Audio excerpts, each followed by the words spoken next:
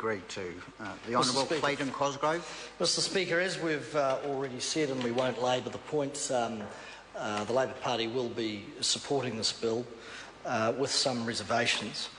We note that covered bonds already exist and can be legally issued in New Zealand, but lack a regulatory framework which in itself could indeed generate stability. So opposing the legislation won't prevent the issuance of covered bonds. It'll merely leave, as I say, New Zealand without regulation. We note that the effect of covered bonds is to create a class of lenders to banks who have a higher level of security over banks compared to others.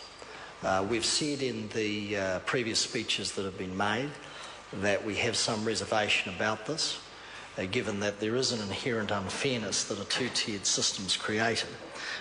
Most covered bond holders are foreign institutions.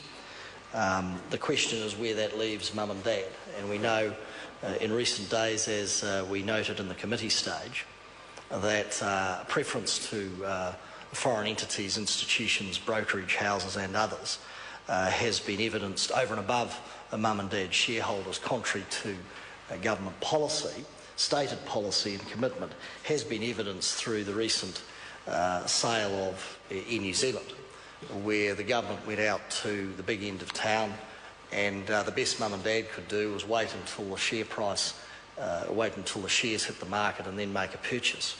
That was not the agreement. We know the big end of town and the foreign institutions were in like big hungry dogs hoovering up those shares, as was the case with Meridian and Mighty River Power. So as we said in the committee stage, there is a series of precedents where this government has preferred the large corporates in the formation of government policy in respect of the film industry, Sky City, Rio Tinto, latterly Chorus, Meridian and others. And one would be forgiven, I think, from sitting outside this place and looking at this piece of legislation with some scepticism, bearing in mind that we all agree that it is imperative to ensure that there is financial stability within the commercial sector. But mum and dad Kiwi might be forgiven for looking at this piece of legislation with a tad of cynicism, given the government's penchant for looking after the mates up Queen Street.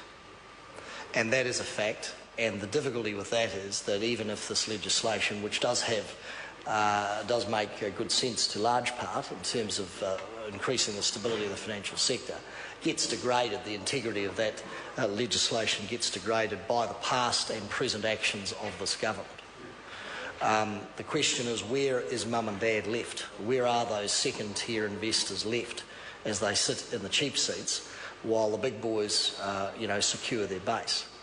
The other point that we did raise, sir, in the committee stage was the differing limits between ourselves and, say, Australia. We have the proposed limit being 10% of asset base, and we did ask the Minister in the chair for an explanation.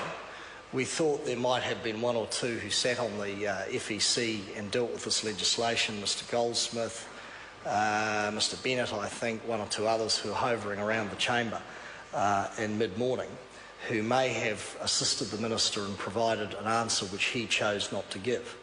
I think that is unfortunate because a question does hang over the legislation as to why the difference.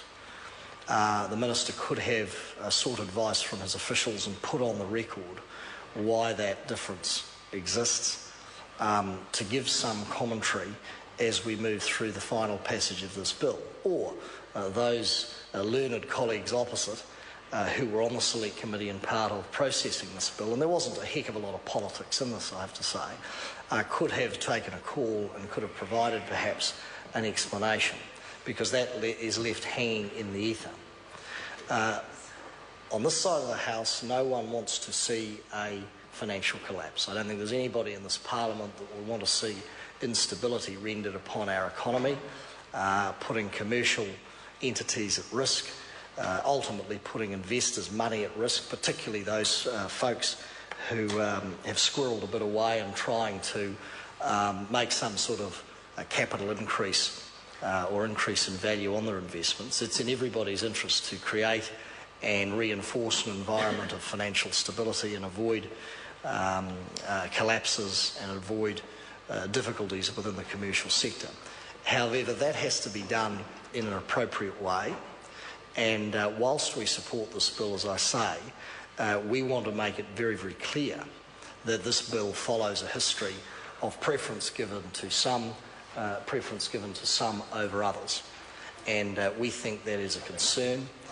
Even if that be appropriate in this legislation, it is undermined by the actions of this government in other portfolio areas.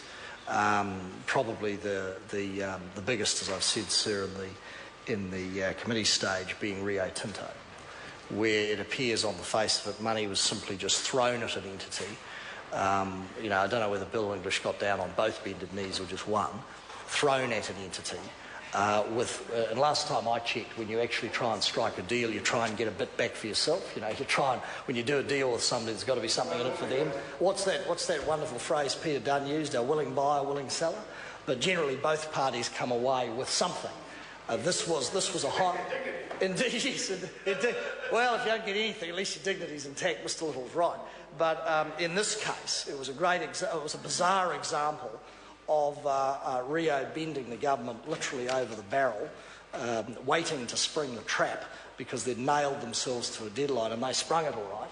They tied the noose around Mr. English on his ankles and dangled him up the flagpole until he squealed enough and gave enough, and they ended up with half a decrease in power price, half the notice period, and just for good measure, because I suppose we're getting near Christmas, 30 million pieces of silver, 30 million bucks.